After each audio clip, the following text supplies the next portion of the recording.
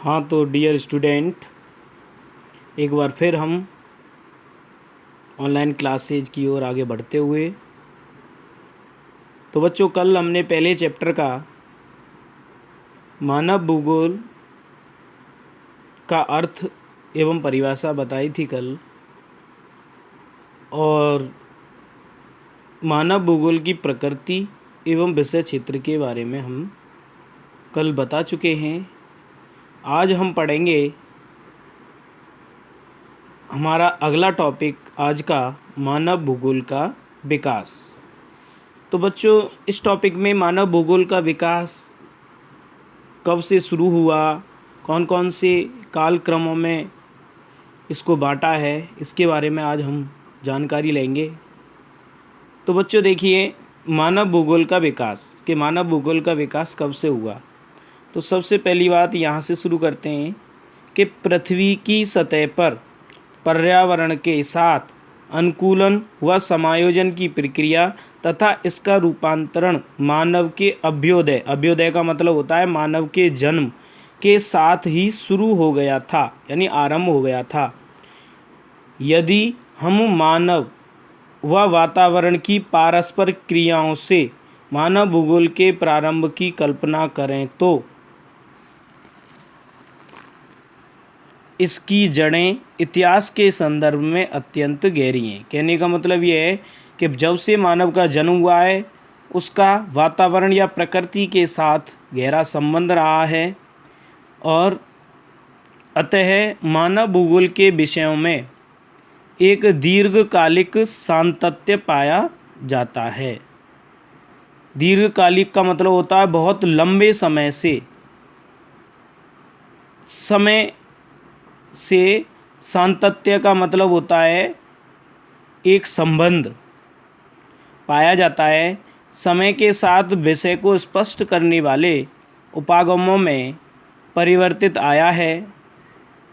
यानी उपागम का मतलब होता है जितने भी क्षेत्र हैं, जो समय के साथ जितने भी क्षेत्र हैं उन सभी के विषयों को स्पष्ट करने वाले जितने भी उपाय हैं, उपागम हैं, जितने भी क्षेत्र हैं उनमें परिवर्तन आया है, वो बदल चुके हैं। यह विषय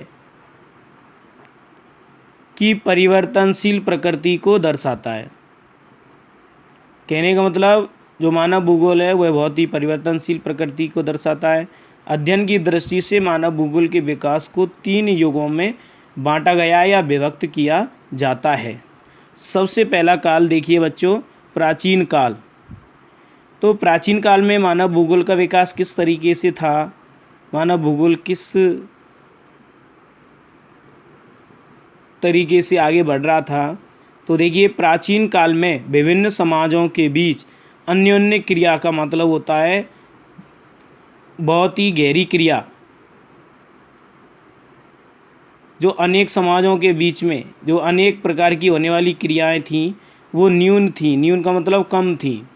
एक दूसरे के बारे में जो ज्ञान था वह सीमित था। तकनीकी विकास का स्तर निम्न था। जो आज के समय में टेक्नोलॉजी चल रही है वह विकास उस समय यानी प्राचीन काल में बहुत ही कम था, और तथा चारों तरफ प्राकृतिक वातावरण की छाप थी, यानी प्रकृति का ही बोलबाला था। भारत, चीन, मिस्र, यूनान व रोम, यूनान जर्मनी को बोलते थे, कि प्राचीन सभ्यताओं के लोग प्राकृतिक शक्तियों के प्रभाव को मानते थे। यानी प्राचीन काल में जितनी भी सभ्यताएं थीं उनके निवासी जो लोग थे वो जितनी भी प्राकृतिक शक्तियां थीं उनके प्रभाव को मानते थे।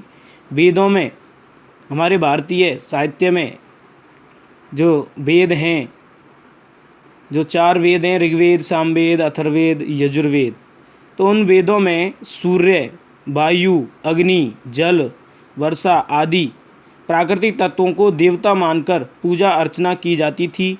यूनानी दार्शनिक यानी दर्शन शास्त्र, यानी जो कि बहुत ही विद्वान हुआ करते हैं दार्शनिक, तो यूनानी दार्शनिक थेल्स महोदय व अनैक्सिमेंडर ने जलवायु, वनस्पति व मानव समाजों का वर्णन किया है। अरस्तु ने भी वातावरण के प्रभाव की वजह से, अरस्तु जो विद्वान थे उन्होंने बताया कि वातावरण के प्रभाव की वजह से ठंडे प्रदेशों के मानव को उन्होंने बहादुर कहा, लेकिन उन लोगों को चिंतन यानी सोचने समझने में कमज़ोर बताया। जबकि जो एशिया के लोग हैं उन एशिया के लोगों को अरस्तु महोदय ने सुस्त परंतु चिंतनशील बताया। इतिहासकार हेरोडोटस को इतिहास का पिता कहते हैं। तो इतिहासकार हेरोडोटस ने घुमक्कड़ जातियों तथा स्थायी कृषक जातियों के जीवन पर वातावरण के प्रभाव का उल्लेख किया है। यानी इतिहासकार ने ये कहा है हेरोडोटस ने कि जो भी घूमने वाली जातियां हैं, जितनी भी जातियां हैं, उन जातियों पर और स्थायी रूप से रहने वाले कृषक जातियों के जीवन पर वातावरण का पूरा प्रभाव पड़ता है, यानी वे वातावरण के अनुसार रहते हैं। हिकेटियस ने विश्व के बारे में उपलब्ध, ये बच्चों अंडरलाइन हो रही है, इसको ध्यान से देखना।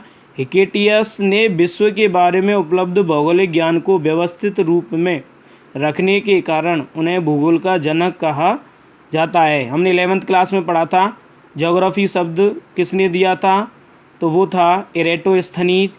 लेकिन इसमें ये कहा गया है कि हेकेटियस ने विश्व के बारे में उपलब्ध भौगोलिक ज्ञान को व्यवस्थित रूप में रखा था, इसलिए उन्हें भूगोल का जनक कहा जाता है।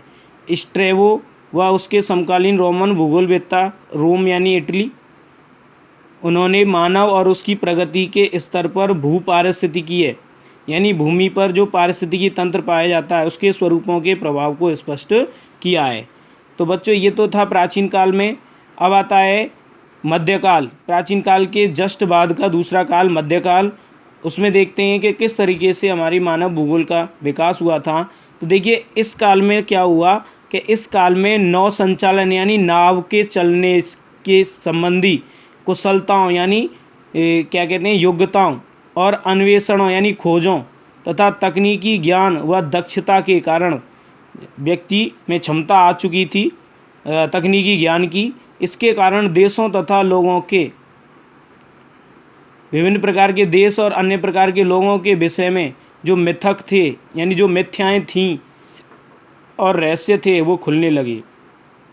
उपनिवेशीकरण और व्यापारिक रुचियों ने नए क्षेत्रों में खोजों व अन्वेषणों का विषय ज्ञान कोशीय विवरण प्रकाश में आया। कहने का मतलब ये था कि उपनिवेशीकरण का मतलब होता है किसी भी देश को गुलाम बनाना, और व्यापारिक रुचि यानी एक देश से दूसरे देश में लोग जाने लगे, व्यापारिक रुचि करने लगे और नए नए क्षेत्रों की खोज होने लगी। इस काल में अन्वेषण, विवरण व प्रादेशिक विश्लेषण पर विशेष जोर रहा। प्रादेशिक विश्लेषण में प्रदेश के सभी पक्षों का विस्तृत वर्णन किया गया। मत यह था कि सभी प्रदेश पूर्ण इकाई व पृथ्वी के भाग हैं।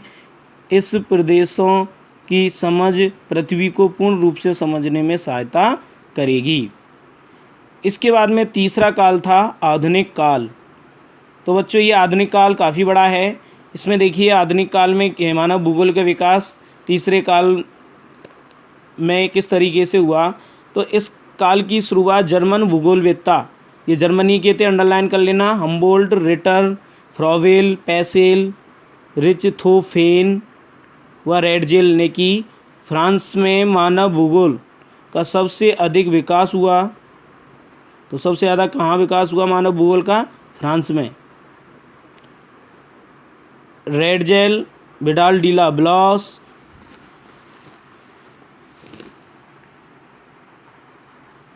जीन ब्रून्स, दी मार्तन, डिमांजिया व फेब्रे ने मानव भूगोल पर कई ग्रंथ यानी कई पुस्तकें लिखी। अमेरिका व ग्रेट ब्रिटेन में भी मानव भूगोल का तेज़ी से विकास हुआ। अमेरिका में Ellen Semple, Huntington, Bowman, Carl Sauer, Griffith Taylor व ब्रिटेन में हर्वर्टसन, मैकिंडर, रॉक्सवी तथा फ्लूअर ने मानव भूगोल के विकास में विशेष योगदान दिया। 20वीं सदी में मानव भूगोल का विकास सभी देशों में हुआ।